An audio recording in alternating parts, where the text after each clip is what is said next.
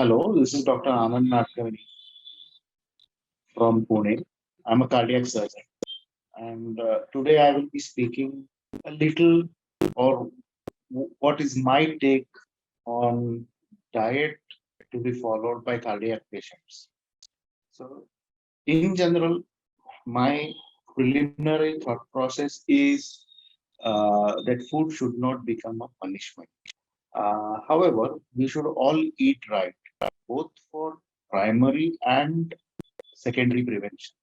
What it means is that those who have already been diagnosed with a heart disease or who are likely to have a heart disease considering their family history or other risk factors. So, lifestyle modification is one of the most important steps of treating cardiac disease, in which dietary modifications form a very important component. It's not the only thing, but yes, it does play a very significant role. So, just briefly speaking, very generally, uh, without disturbing anybody's food habits in particular, what I would say is that if you follow some certain general principles, it is possible to uh, overcome this myth of diet. So, just let us enumerate them one by one. The first being that if at all somebody does ask you, more dietary wise educated person asks you about how many calories are recommended, it is about 1800 to 2000 for an average built person.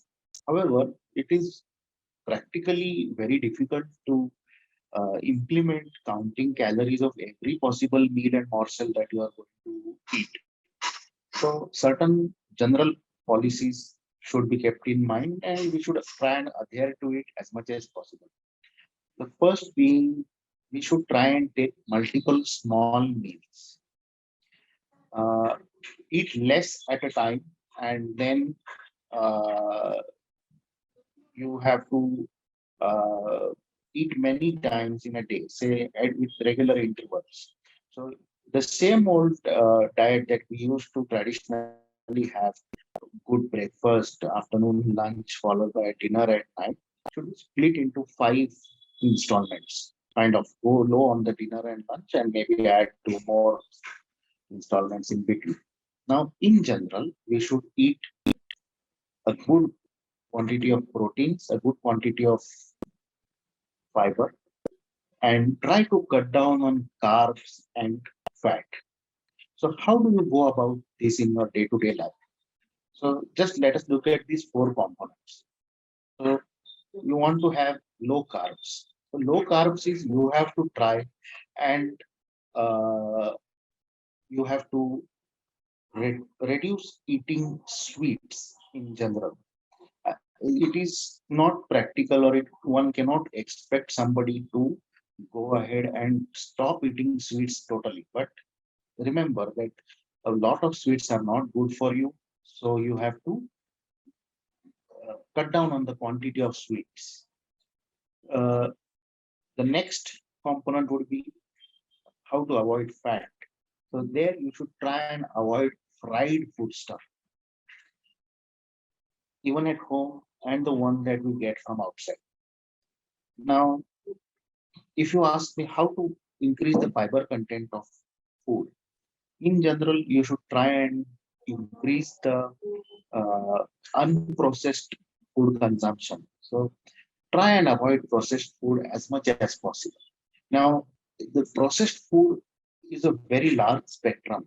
So just to go about, I feel least harmful is bread, and I think sodas and soft drinks are all empty calories.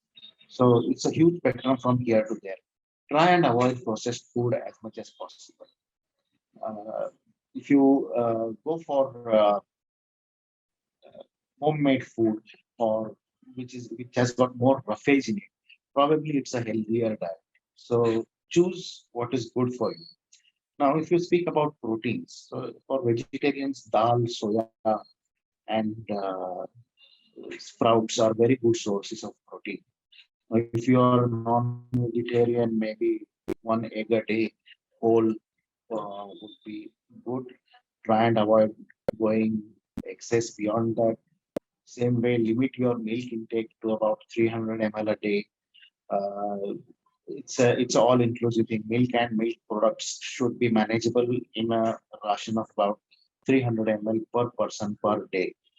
And if you are a non-vegetarian, not only the type of meat that you eat, if you are even focusing more on the way you are cooking it, then probably uh, it makes more sense. So if you look at a checkerboard of material, like say fish is better than white meat is better than red meat, and then you match this against the way of cooking. So boiled or steamed is definitely better than grilled, and grilled is better than shallow fried. Shallow fried is better than deep fried. So I always say that there is no absolute wish or amrit concept in diet. It is you have to avoid the ones that are not good for you and increase the ones that are good. So it is never an absolute thing. So try and shift towards the healthier diet. Now, all said and done, moderation is the key.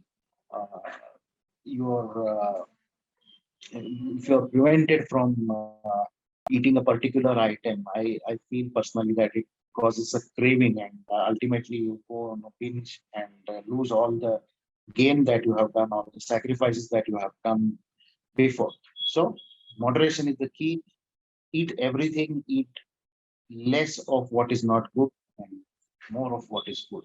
So for example, eat a lot of salads, eat homemade food, avoid frying things, uh, choose the lesser evil always. So uh, this is what I advise my patients regularly. Uh, I hope I was able to connect to the audience, and thanks for patient listening. Uh, it's uh, it's really a important topic which I don't think gets discussed at all. Thank you.